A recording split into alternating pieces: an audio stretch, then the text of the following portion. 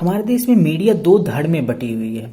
एक गोदी मीडिया, जिसको हम मोदी मीडिया भी बोलते हैं, और दूसरी एंटी मोदी मीडिया, गोदी मीडिया या मोदी मीडिया, जो सिर्फ मोदी जी की बखान करते रहते हैं। मोदी जी ने ये किया, वो किया। अभी आपने बहुत सुना होगा कि मोदी जी के गोरे होने का राज क्या है, ऐसा कुछ। तो इसके बारे में बात करेंगे। और क्या है, और एक है एंटी मोदी मीडिया, जो दिन भर बेचारे मोदी जी की बुराई करते रहते हैं। किसी भी मीडिया पर्सन की कभी भी ये ड्यूटी नहीं हो सकती कि किसी पर्टिकुलर पार्टी को या तो एकदम हमेशा अच्छा ही अच्छा बताता रहे या सिर्फ बुरा ही बुरा बताता रहे। ये दोनों ही गलत है। कुछ काम वो अच्छा भी कर रहा होगा, कुछ बुरा भी कर रहा होगा। तो जो भी सच्चाई है वो सिर्फ सच्चाई आपको जनता के सामने रखना है। जनता तय करेगी कि क्या उनके लिए अच्छा है, क्या बुरा है। आप कोई नहीं होते तय करने वाला कि क्या अच्छा। आपका काम है सरकार से सवाल पूछना, जो आप बिल्कुल नहीं कर रहे हैं। मैं विकिपीडिया पे एक लाइन पढ़ रहा था, तो वो मैं आपके साथ शेयर करना चाहता हूँ। इंडियन मीडिया से रिलेटेड है। तो private media is particular have been sold in the hand of central government as BJP after 2014। मतलब 2014 के बाद इंडियन मीडिया के कुछ चैनल्स को बीजेपी द्वारा खरीद लिया गया। और इस बात को मैं सच मानता हूँ, क्योंकि आपने भी बहुत से देखे होंगे चीजें जो आप कुछ लोग इग्नोर कर दिए होंगे। कुछ लोगों ने अगर उस पर अगर ध्यान दिया होगा तो आपको पता चला होगा। मैं उसमें से एक छोटी सी बात मैं आपको बताना चाहता हूँ। उसमें से ये है कि नोटबंदी का नाम तो आपने सुना होगा, आपने झेला भी होगा, आपने हो सकता है डंडा भी खाया हो, क्योंकि आपने सुबह सुबह 4 बजे लाइन लगाई होगी। आपको पैसे नहीं मिले होंगे, आपको पैसे की बहुत ज्यादा जरूरत रही होगी। तो आपने 10,000 रुपए के चक्कर में 100 रुपए एक्स्ट्रा, 200 रुपए एक्स्ट्रा देके क्लर्क, चपरासी, मैनेजर, बैंक मैनेजर, किसी को देके कुछ ना कुछ ऐसा जुगाड़ किया होगा, क्योंकि जुगाड़ करना पड़ता है जब मजबूरी होती है। तो ऐसा कुछ किया होगा, क्योंकि आप बिलियनर और मिलियनर तो है नहीं कि आप एक बैंक में कॉल कर देंगे और फटाफट आपके घर पे मैनेजर ही पैसा लेके चला आएगा। ऐसा भी नहीं है। हम तो middle class, lower middle class, गरीब लोग हैं, तो हमको सब कुछ झेलना पड़ता है। गरीब को ही सब कुछ झेलना पड़ता है। ऊपर वाले लोग तो बस एक ट्वीट कर दिया, हाँ देश में सब कुछ बढ़िया चल रहा है, बस चल रहा है। तो वो कहने की बातें हैं, लेकिन सच्चाई क्या है वो ग्राउंड जीरो पे आके देखनी पड़ती है, तभी पता चलता है।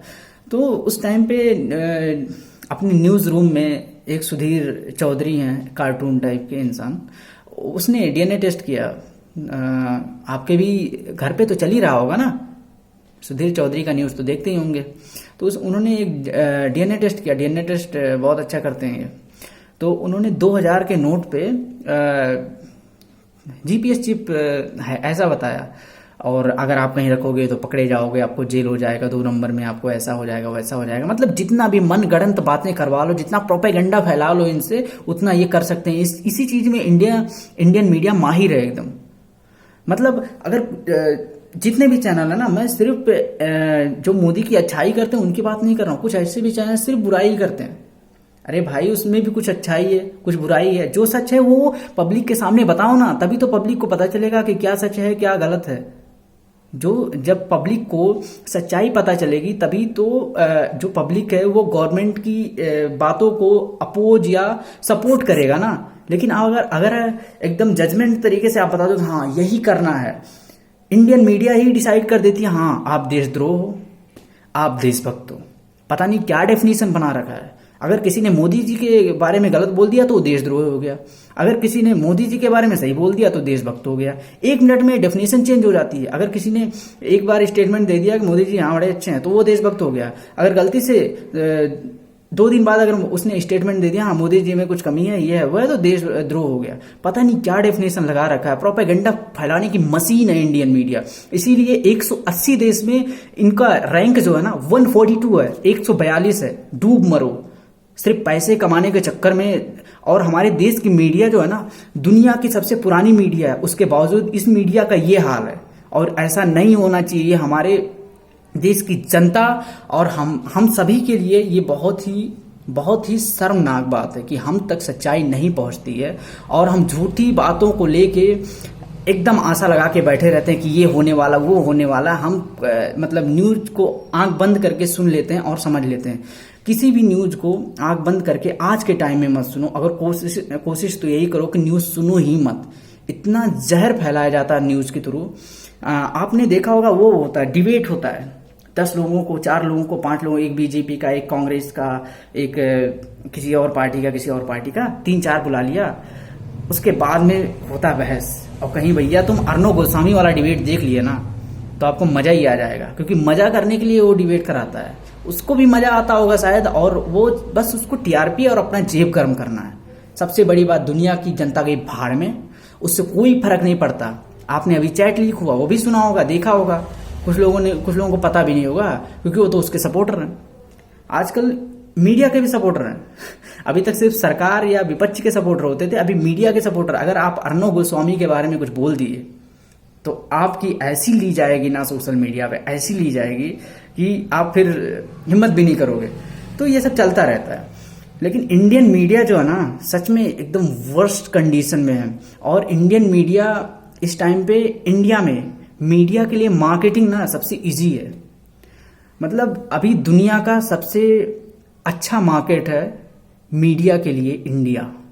और इंडिया जो है सेकंड लार्जेस्ट, मतलब दुनिया के दूसरे नंबर का देश है जो सबसे ज्यादा न्यूज़पेपर बेचता है। सोचो। और ये इंडिया की मीडिया दुनिया की सबसे पुरानी मीडिया है। अब इतनी सब चीजें होने के बाद अगर इंडियन मीडिया का नंबर आता है 142 पे, क्या है ये? और भी बता दूं थोड़ा नॉलेज के लिए आपके कि 100 सबसे लास्ट पे 180 नंबर पे, 180 रैंक पे आता है नॉर्थ कोरिया का न्यूज मतलब मीडिया, और 170 पे चाइना आता है, और नॉर्वे फर्स्ट पे आता है। फर्स्ट रैंक नॉर्वे का है। ये अपने आप को पता नहीं क्या बनाने के चक्कर में, तभी तो उनको कुत्तों की तरह भगाया जाता है। कहीं इनको बायकॉट कर देते हैं, कहीं इनका माइक छीन लेते हैं, कहीं इनको गाली देके भगा देते हैं, कहीं कुछ हो जाता है। मुंह बना के कुत्तों की तरह दुम हिला के वहां से निकलते हैं। और इनको ऐसे ही करना चाहिए। एक टाइम आएगा ना, मीडिया का जो माइक होगा, माइक में लेबल भी नहीं लगा होगा कि इंडिया टुडे, एनडीटीवी, ये वो, क्योंकि ऐसा होगा ना तो सिर्फ जूते और चप्पल पड़ेंगे और भगाए जाएंगे, और उनका कोई रास्ता नहीं है। इंडियन मीडिया नहीं, मीडिया का जो पहले सम्मान होता था, हाँ मीडिया आई है, मीडिया आई है, वो तो आज कुत्ते हो गए हैं, कुत्ते। एकदम पैसे कमाने के चक्कर में बस खाली उनको बस अपना टीआरपी बढ़ाने के चक्कर में न्यूज कम, इंटरटेनमेंट ज्यादा करवाते हैं। 4 लोगों को बुला लेंगे, बैठा देंगे, और जितना ज्यादा हो सकता है, जितना बहस हो सकता है, जितनी लड़ाई हो सकती है, जितना वाहियात सवाल हो सकता है, उतना ये लोग करते रहते हैं। पता नहीं कहाँ से इतनी वाहियात सवाल लाते हैं। अभी मैं एक छोटा सा स्क्रीनशॉट मेरे पास आया, उसमें था कि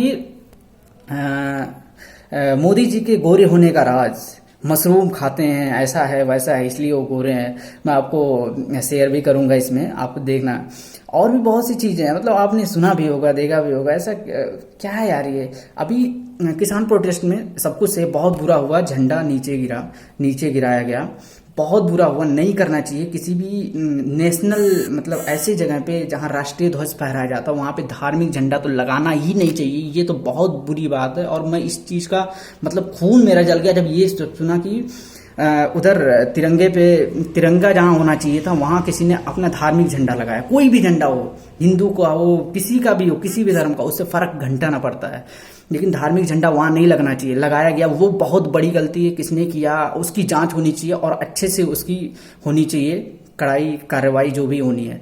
लेकिन इंडियन मीडिया का भी इसमें बहुत बड़ा रोल है। इन्होंने क्या किया, पहले तो खालिस्तान लगा दिया, खालिस्तान का झंडा है, देखा खालिस्तान। फिर वो डिक्लेयर किया नहीं खालिस्तान का नहीं है, ये किसी पर्टिकुलर धर्म का है, सिख धर्म का, ऐसा है वैसा है। उसके बाद ये हुआ। और उनका एंगल देखो कैमरे का, आपने ये चीज तो नोटिस किया ही होगा। कोई एंगल दिखा रहा, हाँ इंडियन फ्लैग से ऊपर धार्मिक झंडा लगा दिया, कोई कह रहा हाँ ऐसा हो गया, कोई कह रहा हाँ ऐसा हो गया। पता नहीं क्या है ये, कुछ भी प्रोपेगेंडा फैला दो, कुछ भी बना दो। मैं अभी एक न्यूज देख रहा था, इंडियन न्यूज जो है, मतलब इंडिया का एक कोई बंसल करके लड़का है, वो एक न्यूज में छपा हुआ, न्यूज़पेपर में छपा हुआ था कि उसने बिना किसी कोचिंग में स्टडी किए उसने ऑल इंडिया रैंक फर्स्ट लाया। और एक दूसरे न्यूज में आकाश कोचिंग क्लासेस होता है एक, उसका वो ऐड दिया हुआ था, उसमें उसका फर्स्ट रैंक था कि इसने यहाँ पे कोचिंग किया और उसका फर्स्ट रैंक आया है।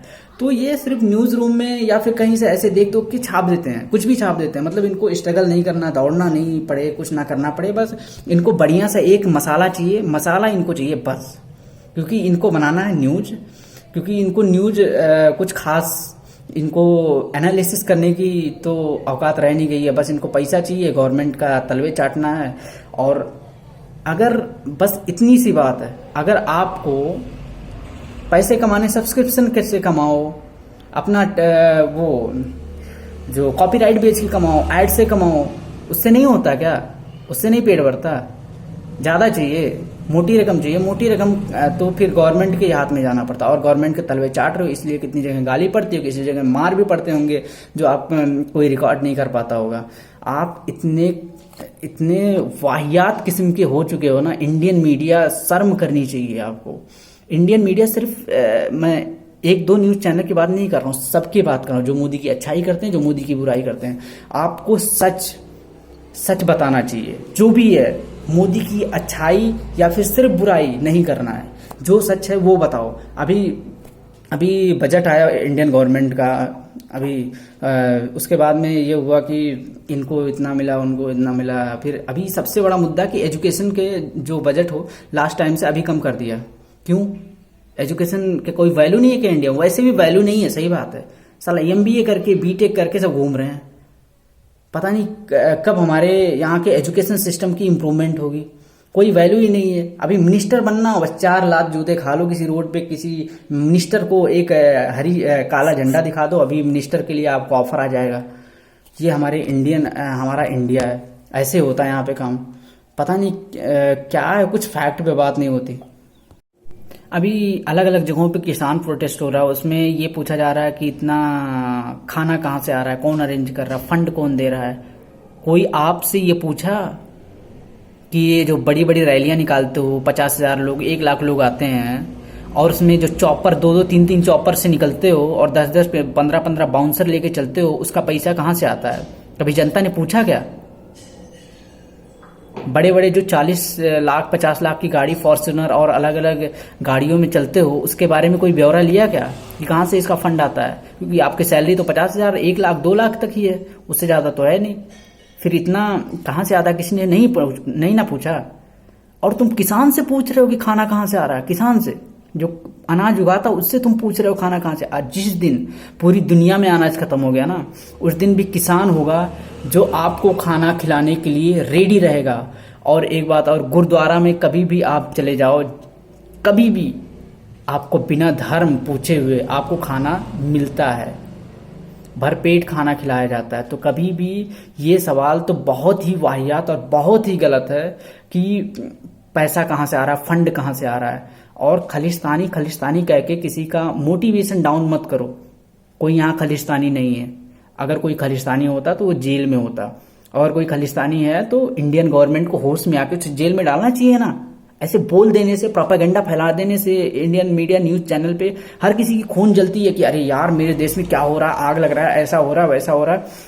लेकिन सच्चाई जानो, सच्चाई जानना जरूरी है। बस खाली ऊपर ऊपर के उड़ के बातें नहीं करना। मैं देखता हूँ कितने लोग स्टेटस डालते हैं, ये करते हैं, तो मतलब पूरी तरीके से पता नहीं किस रंग में ढल चुके हैं। पता नहीं न्यूज को देख देख के उनके दिमाग में कितनी कचरा भर चुकी है कि उनका मन सिर्फ एक ही चीज पे जाता है, गाली, ये वो, अलग अलग पता नहीं वाहियात पोस्ट डालते हैं। हमको समझ में नहीं आता उनको किस तरीके से उनके दिमाग में कचरा भर दिया गया। और ये कलाकारी इंडियन मीडिया का है। इंडियन मीडिया जितना मतलब पूरी तरीके से ब्रेन वॉश कर रही है लोगों का, पूरी तरीके से अपने मुट्ठी में पूरे इंडियन को कर रही है कि हाँ जो मैं कह रहा हूँ वही सही है। उम्मीद है आपको ये वीडियो पसंद आई होगी, तो प्लीज़ लाइक शेयर सब्सक्राइब ज़रूर करें प्लीज़। Thank you.